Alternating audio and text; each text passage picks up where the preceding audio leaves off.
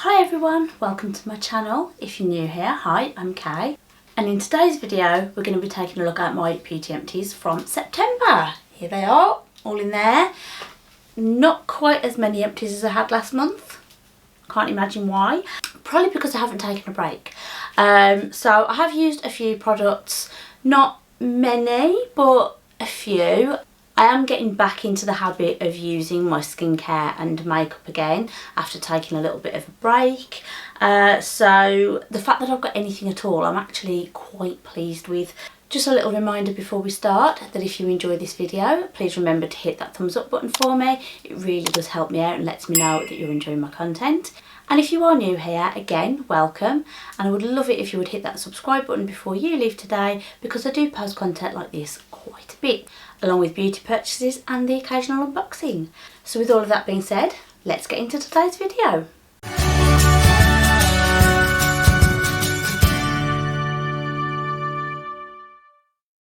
So as always, I am just going to dip into this basket, pull items out as they come and talk about them in no particular order. So first product, we've got this from Sol de Janeiro, and this is the Bon Dia Bright cream. This one is the one with the AHAs and vitamin C. It's meant to be good for that KP, keratosis pilaris. Why can I never remember what that's called? I have it and I can never remember what it's called. Basically, it's those little raised bumps like the chicken skin on the backs of your arms. I get it on my arms. I do get it on my legs as well. It's just a little bit annoying. I heard recently that it's meant to go away with age. I'm 37. Doesn't seem to be making a sign of leaving, so who knows. Anyway, this cream, I actually like it. I think at some point I'm going to buy a full size version of this. This is just a deluxe size, so there was enough in here for me to get a general idea, but I think I want to get a bigger size of this to really give it a good go. I like the texture of it, I like the fragrance of it. It is just a little bit fruity, but not overpowering. My favourite fragrance from Sol de Janeiro is the Bum Bum Cream. That just smells like summer to me. Just completely love that fragrance.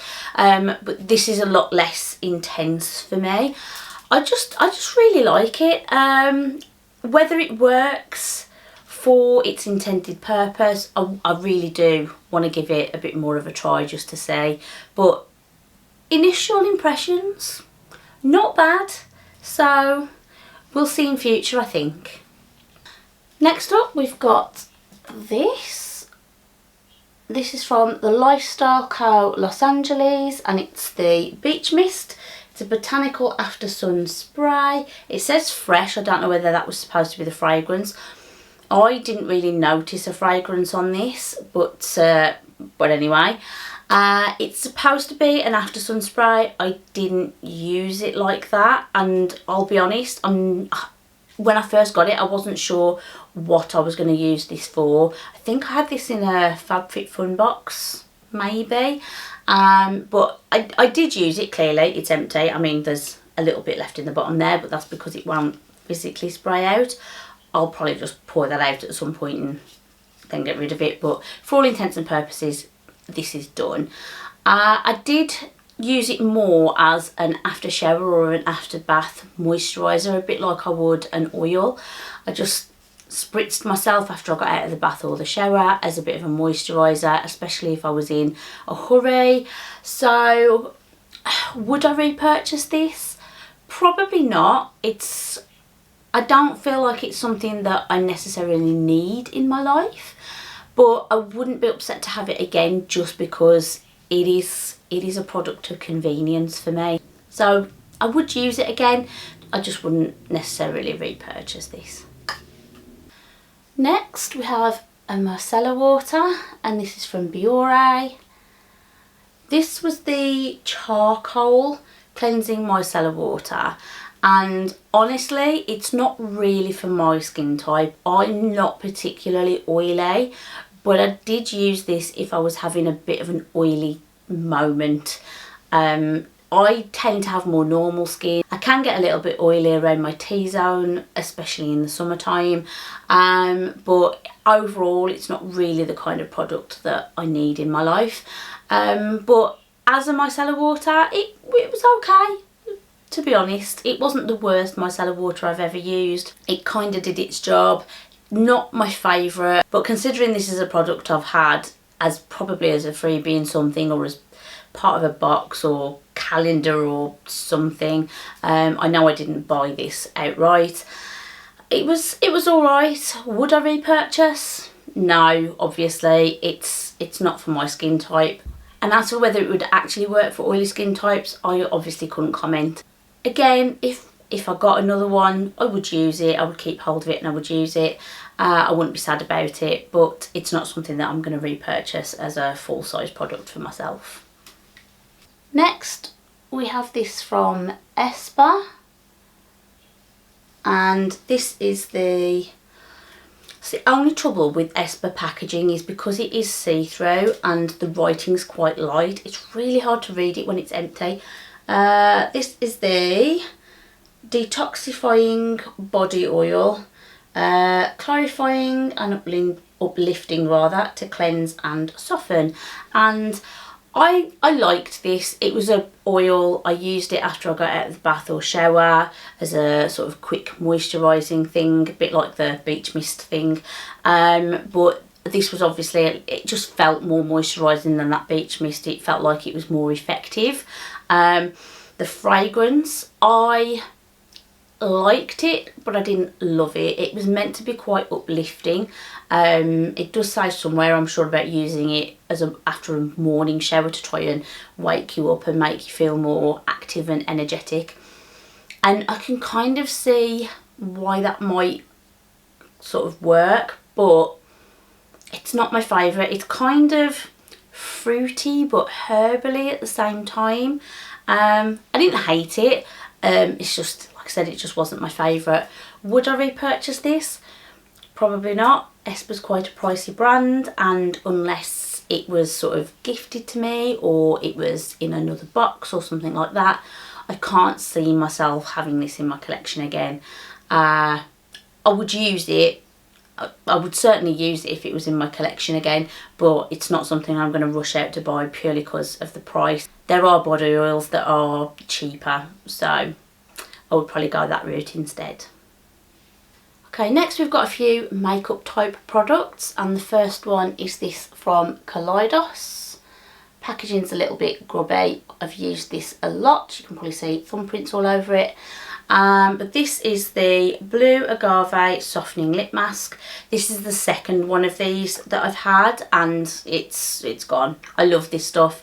It's nice, it's softening, it's kind of like a lip balm, but you can use it as a sleeping mask. It's just really, really handy, and I just really enjoyed it. I don't currently have another one, but I really do want another one in my life, so I think I'm gonna have a look at repurchasing this. They did have an apple one a while ago now. I don't know whether that still exists. I'll be honest, I haven't shopped for makeup specifically for a little while now, so I'm a little bit out of the loop when it comes to new releases, but Kaleidos is one of my favourite brands, and I will purchase from them again, I'm sure. And one of the things that I will get when I do that is this lip mask, or the apple version, depending on what takes my fancy at the time and what's available. So that's that. And then we have a lip product here from Gerard Cosmetics. You can see this is a lipstick and it is looking quite full. That's because it is. This is the Hydra Matte lipstick in the shade Share. I love this shade. It's so pretty. It's just this lovely mauvey purple shade. It's absolutely lovely. I adore it. In terms of a lipstick, it's quite nice, comfortable. It is a matte lipstick, but it isn't super drying on the lips. I find it quite comfortable to wear. So if it's full, why am I getting rid of it? because it's old and it's gone off is the short answer. I came to put this on during September because it would have been the perfect shade to go with the makeup I was wearing at the time, and I went to put it on my lips and took a slight breath in through my nose and stopped dead because it just smelled like Play-Doh, and I know it didn't smell like that before, so I got very upset and screwed the lid back on and threw it into my empties basket because I was so annoyed with myself that I'd let it go off. But yeah, I will probably look at getting another one of these. As I said, it is a nice lipstick and I do love the shade. Have I got other shades like this in my collection? Probably. It's kind of one of my favourite types of shades to go for, but I did like it, so I would look at repurchasing this again, definitely. Next we've got this, which is, oh actually this is from Gerard Cosmetics as well. I didn't even notice. Whoops. So this is Gerard Cosmetics. This is the Slay All Day setting spray. This was in the fragrance Watermelon, and I loved the fragrance of this. The setting spray itself was actually quite nice. Wasn't necessarily fond of the mister. It wasn't particularly gentle. You did sort of have to do it from quite a distance and sort of walk into it rather than just spraying it like I can do with some of the other setting sprays that I've got and used in the past. There's some fluff. So I don't know if I would repurchase this again, but it's not the worst setting spray I've ever used.